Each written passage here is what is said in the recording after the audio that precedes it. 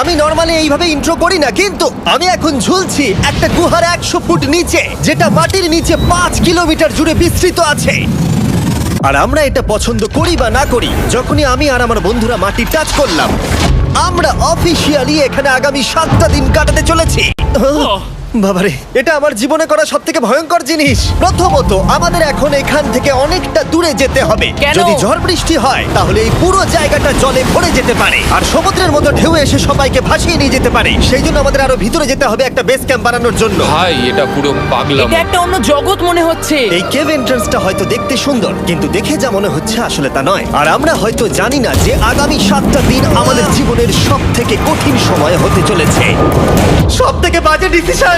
ঠিক আছে, আর কিছুক্ষণের মধ্যেই অন্ধকার হতে চলেছে। ক্যাম্প না করলে আমরা বিপদে পড়বো। আমরা কোথায় যাচ্ছি সেটা কি বলবে? আমাদের ক্যাম্প সেটআপের জন্য একটা ফ্ল্যাট গ্রাউন্ড খুঁজতেই হবে। কেভের ভেতরে ঢোকার পরে আমরা এমন একটা জায়গা খুঁজে পেলাম যেটা অনেকটা উঁচুতে থাকায় আমরা জল থেকে সুরক্ষিত থাকতে পারবো। তার মানে এটা ক্যাম্পের জন্য পারফেক্ট। পারফেক্টটা একটু বেশি হয়ে গেল। মোটামুটি বলা যেতে পারে। ঠিক আছে, ক্যাম্পের জন্য মোটামুটি। প্রথম দিনের বাকিটা আমরা কাটিয়ে দিলাম আমাদের জিনিসপত্র আনতে। প্রত্যেকটা ব্যাগের ওজন প্রায় 80 পাউন্ডস। আর যেমনটা তোমরা ফুটেজে দেখছো, আমরা এটা করতে 4 ঘন্টা লাগিয়ে দিলাম। এখান থেকে যাওয়া খুব কঠিন।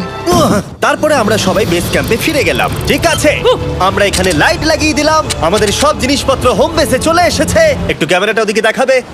ওদিকটা কিন্তু ভয়ানক অন্ধকার, আর সবসময় এরকমই থাকবে। তাই আমরা ক্যাম্পিং গ্রাউন্ডের জন্য খুব বেশি কিছু করতে পারলাম না। কটা ফুটো করে দড়ি টাঙিয়ে দিলাম। এটা ধরো আর ওঠো দেখি। মনে হচ্ছে আমাদের হ্যামকগুলো ভালোই সাপোর্ট পাবে। আর তারপরে আমাদের সার্ভাইভাল গাইড জোয়ের সাহায্যে আমরা হ্যামক টাঙালাম। এই সরু দড়িটা আমার হ্যামকটাকে ধরে রাখবে। হ্যাঁ, ডিনার খেয়ে আমরা প্রথম রাত্রি ঠান্ডার জন্য তৈরি হলাম। আমি মিথ্যে কথা বলবো না, আমি যতটা ভেবেছিলাম তার থেকে এই হ্যামকটা অনেক বেশি কমফোর্টেবল। এই আমি তো আমার চমকেই হাতটা তো গেছিলাম। বড় কেন ভাই? এই কেভটা 2.5 কিলোমিটার ডিপ, আর আমরা এখন এন্ট্রান্সের কাছেই ক্যাম্পিং করছি। কাল আমরা অনেক কিছু এক্সপ্লোর করব। তোমরা কেমন ঘুমালে?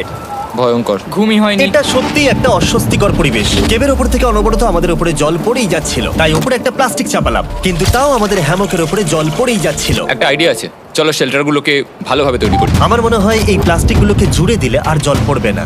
বাহ, তুমি তো জিনিয়াস। আমি শুধু একজন ইউটিউবারই নয়, ঠিক আছে? আমার হ্যামকটা এটার উপরে ঝুলছিল।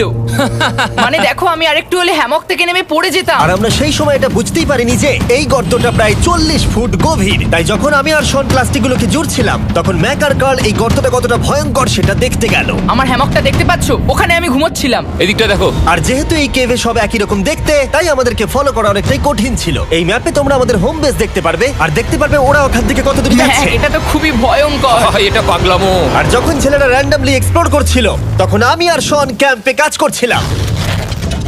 এই স্লিপিং ব্যাগটা এখানে কেন পড়ে? কারণ এটার থেকে পিয়ের গন্ধ বেরোচ্ছে। ইয়া! এটার থেকে শেখা উচিত স্লিপিং ব্যাগ ভাড়া নিতে নেই। আমরা স্লিপিং ব্যাগ কেন ভাড়া আমি- নিয়েছি? কেন আমি আমরা জানি না। স্লিপিং ব্যাগগুলো কিনে আনতে পারলাম না? আর তারপরে আমরা এই দুটো প্লাস্টিককে জিপ টাই দিয়ে জুড়ে দিলাম। কিছু মনে করো না, এই দড়িটার উপরে আমার জীবন বাজি আছে। আর তখন ওইদিকে ম্যাক আর কার্ল তখন ওই গর্তের মধ্যে। ও মাই গড, ম্যাক! আর শেষ পর্যন্ত ওরা একদম নিচে পৌঁছে গেল। এই! আমি তো ভাবলাম সবাই ক্যাম্প নিয়ে কাজ করবে। আমরা শুধু দেখাচ্ছিলাম জায়গাটা কতটা ভয়ঙ্কর। না পড়লেই হবে, তোমাদের স্কিল নেই। আচ্ছা ঠিক আছে। আর যদিও ওদের এবার ফিরে আসা উচিত ছিল, কিন্তু কাল আর ম্যাক এটা কতটা গভীর সেটা দেখানোর চেষ্টা করলো। ভাই এটা দেখতে দারুণ লাগছে। তুমি কি নদীটাকে পার করতে পারবে? কিন্তু ওরা এটা জানে না যে এই রিভারটা এই কেভের গোটাটাই জুড়ে আছে। তার মানে এর মধ্যেও আমাদের কিছুটা সময় কাটাতে হতেই পারে। ওই তো ওরা এসে গেছে। এসো। তোমরা রান্না করে রেখেছো তো? হ্যাঁ, রান্না করেছি। ঠিক বলেছ। একটা নতুন বাড়ি, ঠিক বলেছি তো? একদম। এখন আমাদের একটা ছাদ আছে। আর এটা তো দারুণ। জিমি রান্না বেশ ভালোই আর করেছে। আমরা আমাদের ফায়ার পিটটাকে এই সুন্দর জায়গাটাতে নিয়ে এসেছি। জায়গাটা কেমন? বেশ গরম। আরামদায়ক। এই পাথরগুলো গরমটাকে ধরে রাখবে এবং ওপর থেকে যে পি পড়ছে সেগুলোকে আটকে দেবে। ওটা পি নয়। তাহলে ওটাকে কি বলবো? যদি জানি না, হয়তো বৃষ্টির জল হবে বা না, এটা বৃষ্টি নয়, না, পাথর মানে ইয়ে তুমি- করছে। এই একটু উপরে দেখাও। তুমি মেঘ দেখতে পাচ্ছো? পাথর দেখা যাচ্ছে। এটা বৃষ্টি নয়, রক পি। Rock P. ঠিক আছে, রক পি। ঠিক আছে, এটা রক পি। আর একটা শুকনো রাত ঘুমিয়ে কাটাবার পরে আমরা ঠিক করলাম জো আমাদের সার্ভাইভাল এক্সপার্ট, তাকে নিয়ে আমরা কেভের শেষ প্রান্ত অব্দি যাব। Cave! Cave! Cave! Cave! Cave! Cave! Cave! দেখা যাক আমরা কেভের কতটা গভীরে যেতে পারি। তোমরা কিন্তু মনে রাখবে আমরা সবেমাত্র কেভের এন্ট্রান্সের দিকেই আছি, আর আমাদের ইচ্ছা এই কেভের শেষ প্রান্ত অব্দি যাওয়া, অবশ্যই না মরে গিয়ে। ও মাই গড, এটা তো খুবই স্টিফ। আরে এটা তো সবে শুরু। আমরা কেভের আরো গভীরে এসেছি। তোমরা সবাই সাবধানে আসবে। এটা খুবই ছোট জায়গা, আমার মনে হয় না এখান থেকে আমি যেতে পারবো। কেভ এক্সপ্লোরের ইন্টারেস্টিং জিনিসটা হলো যা হোক করে আমাদের এই ছোট্ট ফাঁকগুলোর মধ্যে দিয়ে এগিয়ে যেতে হবে। ও মাই গড, খুব ছোট জায়গা। আর তারপরেই খুব বড় একটা জায়গা আসবে, সেটা এতটাই বড় যে কিছু না দেখতে পাওয়ার জন্য এটা করতে হলো। ও মাই গড! এবার আমি সব দেখতে পাচ্ছি, এটা দুর্দান্ত। এটার তো অনেক আলো। ভাই জায়গাটা কতটা সুন্দর দেখো। বাপরে কি আলো, আমি তো তাকাতেই পারছি না। আমি তো অন্ধ হয়ে যাব মনে হচ্ছে। এ বাবা, এটা কি হলো? আমরা বোধহয় ঠিক মতো এটাকে ব্যবহার করতে জানতামই না। চলো এগিয়ে যাই। আর তাই আমরা এগোতে থাকলাম। এই যে এই জায়গাগুলো, এগুলো খুব ভালো ধরার এখানে? জায়গা। এগুলো ধরে এখান থেকে পা ঘুরিয়ে চলে আসতে পারবে। এইভাবে হ্যাঁ, কি? একদম পারফেক্ট। জো সব থেকে ভালো কেভ গাইড। এভাবে কেউ গাইড করতে পারবে না। ঠিক আছে, এইবার ব্যাপারটা ইন্টারেস্টিং হবে। কি? এটা কি? এখান থেকে আমাদের ওয়েট শুট পরে সাঁতার কেটে যেতে হবে। গতকাল ম্যাক আর কার্ল এটা নিয়ে মজা করছিল, কিন্তু এই কেভে আমাদের পরের অ্যাডভেঞ্চারটা ছিল একটা প্রায় জমে যাওয়া নদীর মধ্যে। ও মাই গড, এটা তো পাগলামি! তার মানে আমাদের ওয়েট শুট পড়তেই হবে যাতে আমাদের হাইপোথার্মিয়া না হয়। আমরা এটা কেন করছি? এই এক্সপেরিয়েন্সটা তো জীবনে একবারই হবে। কি? এটা করলে হয়তো আর নাও বেঁচে থাকতে পারি। আমাদের এই কেভের শেষে পৌঁছতে হলে আমাদের এই নদীর মধ্য দিয়ে, এই ছোট্ট ফাঁকগুলোর মধ্য দিয়ে সাবধানে ধীরে ধীরে এগিয়ে যেতে হবে। আস্তে আস্তে নামো, স্রোতের কারণে পা পেছনে টানতে পারে। ঠিক আছে, আমি তাহলে নামছি। তুমি ওই দেয়ালগুলো ধরে ধরে এগোতে থাকো আস্তে এটা তো আস্তে। খুব ঠান্ডা। তুমি পারবে জিমি। জানি না এখানে ঢুকতে পারবো কি না। জিমি, এবার তুমি জল থেকে উঠে দাঁড়িয়ে পড়ো। এটা সত্যি একটা পাগলামি। এখানে কি ঠান্ডা! যখন তোমরা খুব ঠান্ডা জলের মধ্যে থাকবে তখন একটা পাথরকে ধরে এগিয়ে চলা খুব কঠিন হবে। ও মাই গড, এটা সত্যি পাগলামি। ম্যাক, গড, চলে আসো। আমার ভয় লাগছে। চলো চলো, পারবে। ভাই। এগোতে থাকো, পেছন দিকে তাকিও না। একবার দেখো আমরা কি করছি। কিন্তু এই বাধাগুলো এতটা কঠিন ছিল না সামনে যা আসতে চলেছিল তার তুলনায়। আমরা পেরেছি। কেভ কেভ কেভ এই, কেভ। একটা কথা শোনো, আমরা 10% আসিনি। তার মানে এখনো আমরা শুধুমাত্র সার্ফেসেই রয়েছি, আর শেষ প্রান্তে পৌঁছতে হলে আমাদেরকে আরো 2 কিলোমিটার যেতে হবে। যেরকম তোমরা দেখতে পাচ্ছ এখানে 24/7 বৃষ্টি হয়, তাই আমি একটা আড্ডা মারার জায়গা তৈরি করেছি যেখানে আমরা কেউ ভিজবো না। আমি ভাবছি আমি যদি এটা না বানাতাম তাহলে কি হতো। আমি নিশ্চিত যে ওদের একটা ভেজা পাথরের উপর শুতে হতো। আমাদের ক্রমাগত এগিয়ে যেতে হবে এবং শরীরটাকে ভিজে রাখতে হবে। ঠিক আছে। নইলে আমাদের শরীরের তাপমাত্রা কমে এটা যাবে। এতটা কঠিন কেন? সব থেকে বাজে ব্যাপার হলো আমরা যতটাই দিকে এগোবো ততটাই আমাদের পিছন দিকে ক্যাম্পে ফিরতে হবে। আমাদের পরের বাধাটা হয়তো জলের মধ্যে নয়, কিন্তু তার মানে এটা নয় যে সেটা সহজ হবে। আরে এটা কি মাকড়সার জাল? কিন্তু আমি মাকড়সা দেখতে পাচ্ছি না কেন? তার মানে ওটা আমাদের উপরে আছে। আরে তোমার গায়ে, তোমার গায়ে। আমার বন্ধুরা বলতে বাজে। এই গেমটা মিস্টার বিস্ট ভিডিওর মতো, যত এগোবে ততই কঠিন হবে। সত্যি কথা বলতে যদি আমাদের সাথে জো না থাকতো আমরা মরেই যেতাম। আর 3 ঘন্টা পরে জো আমাদের জন্য একটা বাজে খবর নিয়ে এলো। জল অনেকটা বেড়ে গেছে আর আমরা অনেকটা সময় লাগিয়ে ফেলেছি, তাই আজকে আমাদের আবার ক্যাম্পে ফিরে যেতে হবে। আমি মানবো না। তুমি সেফটি এক্সপার্টের কথা অমান্য করতে পারো না। আমি এটা মানবো না। সত্যি কথা বলতে আমাদেরকে ফিরতেই হতো, কারণ এর আগে আমরা শুট করতে অনেকটাই সময় নষ্ট করে দিয়েছি। তারপর ফ্লেয়ার নিয়ে খেলেছি, তাই আমরা ফিরে যাচ্ছি আর এই মিশনটা আমরা পরের দিন আবার শুরু করব। শন, আমরা এসে গেছি। আরে তুমি এখানে কি করছিলে? এখন তোমরা কেউ ভিজবে না। আমি তো জানতামই না এই লাইটগুলো আমরা এনেছি। এগুলো দারুণ লাগছে তাই না? দুঃখের বিষয় আজকে আমরা মাত্র 20% এগোতে পেরেছি, কিন্তু বিশ্বাস করো আমরা শেষ পর্যন্ত অবশ্যই যাব আগামী কয়েকদিনের মধ্যেই। আমার মনে হয় কোনোদিনই হবে না। আমি তো বললাম। আমরা ডে 4টা রেস্ট নেব আর ডে 5-এ চেষ্টা করব এই কেভের শেষ অবধি যাবার। দেখা যাক কি হয়। ডে 3-তে মজা হলো, কালকে আবার দেখা হচ্ছে। আর কেভের ভিতরে 3টে খুব বাজে রাত কাটাবার পরে পরের দিন সকালে আমাদের মাথায় শুধু একটাই কথা আসছিল, আমার একটা হট শাওয়ার চাই, তবে আমি এখন একটু শান্তি পাবো। ও এখন শাওয়ার পেলে কিন্তু দারুণ হয়। আমি চান করিনি প্রায় 3-4 দিন হয়ে গেল। তোমরা নিশ্চয়ই জানো কেভের মধ্যে শাওয়ার করা সম্ভব নয়। আমাদের অনেকটা পথ হেঁটে সাবধানে আগের রিভার বেডের কাছে পৌঁছতে হলো। ও মাই গড! আমি আমার ব্রেনকে ফিল করতে পারছি। আমি এভাবে ব্রেনকে ফিল আমার করিনি। কপালটা জমে গেল পুরো। চলো ড্রোন দিয়ে মাথার চুলগুলো শুকিয়ে নি। এদিকে এসো ড্রোন। ও দাঁড়াও দাঁড়াও দাঁড়াও, এটা কিন্তু কাজ করছে। হ্যাঁ, দারুণ কাজ করছে। ড্রোন থাকতে হেয়ার ড্রায়ারের কি দরকার? আর চুল শুকানোর পর আমরা জোয়ের সাথে জার্নির প্ল্যান করতে বসলাম। এটা কি জো? এটাই কেভের ম্যাপ। আগেরবার আমাদের থামতে হয়েছিল কারণ জল খুব জোরে বইছিল। এখন বৃষ্টি কম হচ্ছে, তাই কালকে আমরা নিশ্চয়ই এই কেভের শেষে পৌঁছে যাব।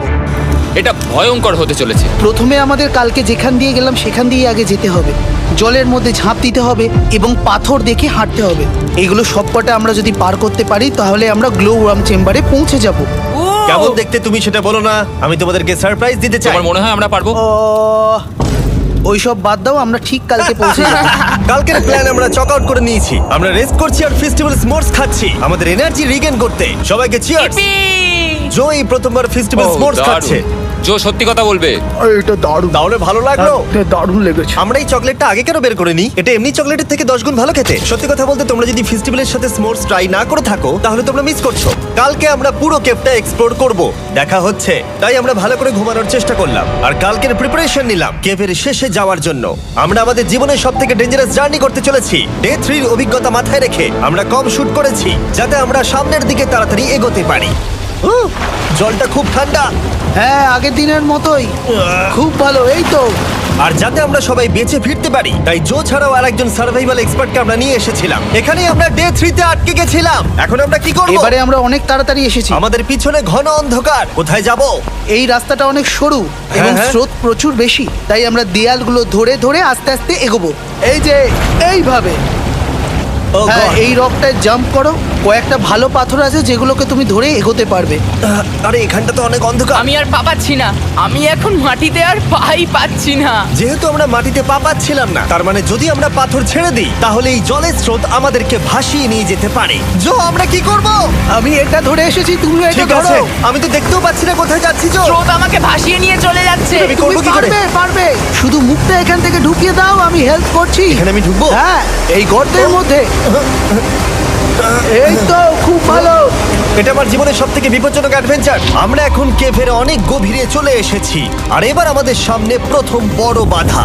এখানে জলের একটা ঘূর্ণাবর্ত আছে, যদি তুমি এর মধ্যে পড়ে যাও তাহলে তোমাকে একদম নিচে নিয়ে চলে যাবে। মানে আমরা পড়ে গেলে মরে যেতে পারি। হ্যাঁ, মানে আমরা মৃত্যুর সাথে খেলা করছি। এটা এতটা বিপজ্জনক হতে পারে আমি সত্যিই ভাবিনি। খুব ভালো। এই তো, তাহলে কি আমার পা এখানে হ্যাঁ, রাখবো? রাখো রাখো। ঠিক আছে, এই তো আমি পেরেছি। এটা আমার ভাবনার থেকেও বেশি কঠিন ছিল। এই নদীটা কতটা শক্তিশালী এই গোটা কেভটাকে তৈরি করেছে। কিন্তু মজার ব্যাপার হলো আমরা পাথরের মতো শক্তিশালী নই। আমি শুধুমাত্র মানুষের মতোই শক্তিশালী। সৌভাগ্যবশত কাল এই অ্যাডভেঞ্চারে লিড করেনি, তার বদলে আমরা একজন অ্যাভেঞ্জার জোকে পেয়েছি। ও কতটা এক্সপার্ট তার প্রমাণ হিসেবে বলতে পারি। সে লিটারালি কতটা ওপর থেকে আমাদেরকে নদীতে ঝাঁপ দিয়ে দেখালো। ও মাই গড, এটা পাগলামি। কে বললো এটা পাগলামি? এটা তো আমার কাছে খুবই সহজ। আমি এটা করব। তুমি কোনোভাবেই এটা করতে পারবে না। আরে কি বলছোটা কি তুমি? আমি এক্ষুনি করতে চাই। চলো যাচ্ছি Joe. God speed back. Jimmy আমার সাথে যা যা করেছে তার কাছে এটা তো কিছুই নয়। 3, 2, 1।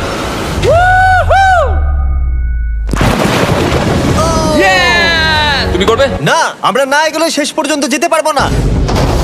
ও মাই গড, আমাদের নিচের দিকে যেতে হবে। আমরা সবসময় স্রোতের উল্টো দিকে কেন যাই? এখন শুধু আমি ভেসে ভেসেই যেতে পারবো, আর কিছু না। এই জলের তলায় অনেক ধারালো পাথর আছে, তোমরা সেগুলোকে দেখতে পাবে না, তাই সাবধানে পা ফেলবে। ও মাই গড, আবার এটা গভীর আরে হচ্ছে। আমার পা তো কিছুর উপরে রাখতে হবে। ছোট ছোট পাথরগুলোই একমাত্র বাধা ছিল না, মনে হচ্ছে আমাদের প্রতিটা পদক্ষেপে। ও ভাই, আমি কিচ্ছু দেখতে পাচ্ছি না। এটা খুব ভয়ঙ্কর। কেভটা আরো অন্ধকার হয়ে আসছিল এবং আরো সরু। আর তখন আমরা জানতাম না যে আমরা ফিনিশ লাইন অবধি পৌঁছতে পারবো কিনা। আমি ক্লান্ত হয়ে পড়েছি। এই কেভে আরো কঠিন বাধা আসার আগে তোমাদেরকে আমি কিছু দেখাতে চাইবো। জো, তোমার ব্যাগটা দাও। Thank you. তুমি জানো এর মধ্যে কি আছে? না, জানি না কি আছে। Brand new mister beast lab swamp. সত্যি কথা বলছি, গত 5 ঘন্টা ধরে যেহেতু আমি অনেক পরিশ্রম করেছি, তাই কোনো মতেই এখন এটা আমি বলার মতো অবস্থায় নেই। তাই এটা শুট করার 1 মাস পরে আমি পুরো কেপ সেটটা তৈরি করলাম ফিউচার জিমি নেম ট্যাগ দিয়ে। তারপরে বললাম, হে, আমি ফিউচার জিমি, আর আমি এখন তোমাদেরকে বলবো brand new toy line of mister beast lab swamp সম্পর্কে। এটা একটা কালেক্টেবল টয় লাইন, আর এখানে 119টা ইউনিক ডিজাইন ক্যারেক্টারও আছে যা তোমরা কালেক্ট করতে পারো। আর সবথেকে দারুণ ব্যাপারটা হলো, কোন ক্যারেক্টারটা তুমি পেয়েছো সেটা জানতে হলে এই টিউবে ওয়াটার দিয়ে নাড়াতে হবে আর তোমার সোয়ামস তোমার সামনে চলে আসবে। আর আমি এটা ডেমনস্ট্রেট করতে এই বিশাল বড় টিউবটাকে বানিয়েছি। এই টিউবটাকে জল দিয়ে ভরে দাও। তোমাদের এত জলের দরকার নেই, এটা অনেক বড় বলে এত লাগছে। ঠিক আছে, এটা এখন জলে ভর্তি হয়ে গেছে। এবার এটাকে একটু নাড়াতে হবে। এটা কি আর নাড়াতে হ্যাঁ হবে? হ্যাঁ, অনেক নাড়ানো হয়ে গেছে। এবার জল ঢালো এখানে। জো ঢালছে। আর জল ঢালার পরে তোমরা দেখতে পাবে তোমরা কোন সোয়ামটা পেয়েছো। এটা সব থেকে রেয়ার হাইপোক্রোম, যেটা মাত্র 1000টা বানানো হয়েছে। জো, এটা তোমার। Thank you so much. এটা চাই। আর এটা তোমার। কাল কি নেবে? আমার কাছে দুটোই ছিল। আর আমরা শুধু সোয়ামেই থেমে নেই, আমরা এই অ্যাকশন ফিগার প্যান্থার গুলো বানিয়েছি যেগুলো এই ব্রিফকেসে আছে, আর এই সোয়ার্মের মতো এই মিউটেটর। যখন তোমরা কিনবে দেখতে পাবে এর ভেতরে কি আছে। কোথায় কিনবো? ভালো হয়েছে জিজ্ঞাসা করলে। মিস্টার বিস্ট ল্যাব টয়েস এখন তোমরা পৃথিবীর সব জায়গায় পেয়ে যাবে। এগুলো সব বেরিয়ে গেছে, তোমরা গিয়ে কিনে নাও। আর কেবের মধ্যে অনেক সমস্যা পেরোনোর পরে আমরা ফাইনালি পৌঁছে গেলাম গ্লো ওয়ার্ম চেম্বারে। ভাই এবার খুব ভালো লাগছে। ঠিক আছে টিম, তোমাদের গ্লো ওয়ার্ম চেম্বারে স্বাগত। এ তো দারুণ। এটা দারুণ লাগছে। ভাই এটা পৃথিবী মনে হচ্ছে না এখানে একদমই। যে আলো তোমরা দেখতে পাচ্ছ সেগুলো আসলে ছোট্ট ছোট্ট বায়োলুমিনেসেন্ট গ্লো ওয়ার্ম তৈরি করেছে। এটা দেখতে অনেকটা মিল্কি ওয়ে গ্যালাক্সির মতো লাগছে। ওয়াও! আর এই মুহূর্তটা, এই ভিউ, সত্যি বলতে এই ট্রেকের সমস্ত ক্লান্তি যেন দূর করে দিল। এখান অবধি পৌঁছানো যেন সত্যি একটা অ্যাচিভমেন্ট ছিল। কিন্তু এখন আমাদের যাত্রা শেষ হয়নি, কারণ আমাদের এখান থেকে এখন বেস ক্যাম্পে ফিরতে হবে। আজকে ডে 6 হতে চলেছে, এখনো ওরা আসেনি আর আমি খুব ক্লান্ত। আমার মনে হয় না আমি ভালো করে ঘুমোতে পারবো, ওদের জন্য খুব চিন্তা হচ্ছে। এই ট্রিপটা অনেকটাই সহজ ছিল কারণ আমরা স্রোতের সাথে ভেসে ভেসে যাচ্ছিলাম। আর যেহেতু তোমরা এই ট্রিপটা দেখেছো তাই আমরা এটাকে স্কিপ করলাম। কিন্তু সত্যি বলতে এই জার্নিটাও অনেকটা বেশি সময় নিল, কারণ আমরা ক্যাম্পে পৌঁছানোর আগেই 6 নম্বর দিন চলে এলো। শন, সবাই ঠিক আছো তো? আমার খুব চিন্তা হচ্ছিল। Happy day 6। ডে 6 খুব ভালো। এনার্জি বাড়াতে আমরা আগুনের উত্তাপ নিলাম এবং ফাইনালি আমরা কিছু খেতে পেলাম। এটা খুবই অ্যাডভেঞ্চারাস ডে ছিল। কালকে দেখা হচ্ছে, মানে আজকেই হয়তো। এটা হয় ডে কোনোদিন 6 হবে না। নাকি আজকে, না আমি জানি না। এত বড় ট্রেক সম্পূর্ণ করার পরে শারীরিকভাবে চূড়ান্ত ক্লান্ত হওয়া সত্ত্বেও জানি না কেন কিন্তু আমি একদমই ঘুমাতে পারছিলাম না।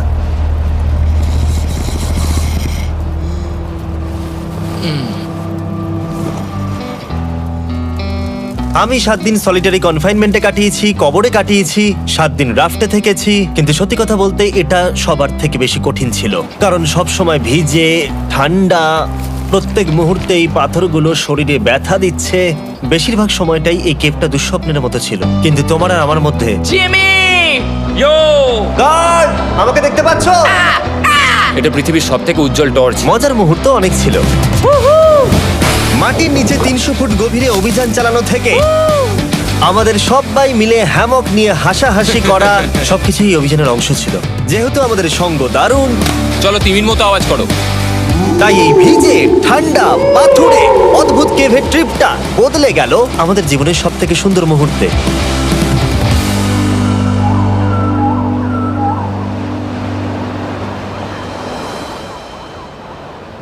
আমরা এখান থেকে যাব না যতক্ষণ না সবকিছু তোলা হচ্ছে। আর আমি সবকিছু বলেছি মানে সবকিছুই।